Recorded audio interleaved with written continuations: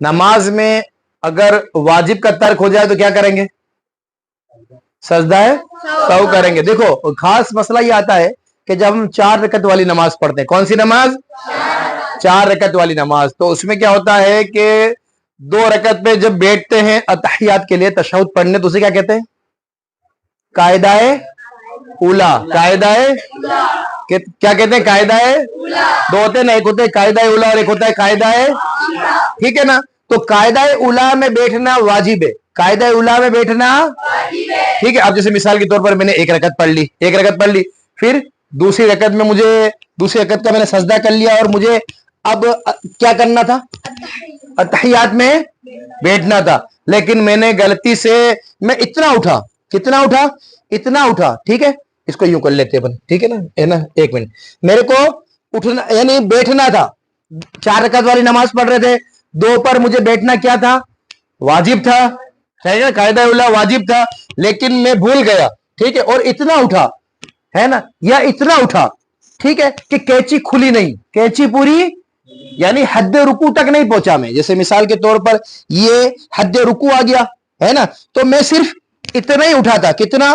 میں صرف اتنا اٹھا تھا اور مجھے یاد آ گیا. تو اب میں کیا کروں گا؟ واپس بیٹھ جاؤں. سمجھ میں آئی نا بات؟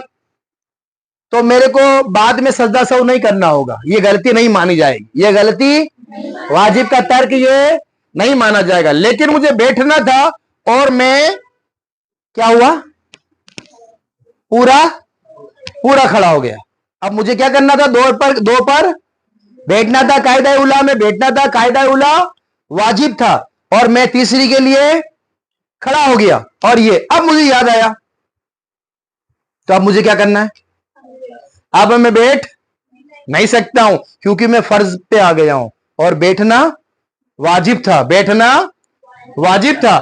اب میں تیسری رکعت پوری کروں گا. ٹھیک ہے, پڑھی. چوتھی پوری کروں گا اور واپس اتحیات میں بیٹھوں گا. اب اتحیات پڑھ کر درود ابراہیمہ پڑھوں یا اتحیات پڑھ کر میں ایک طرف سلام پھیروں گا, اسے سجدہ سہو کہتے ہیں نا.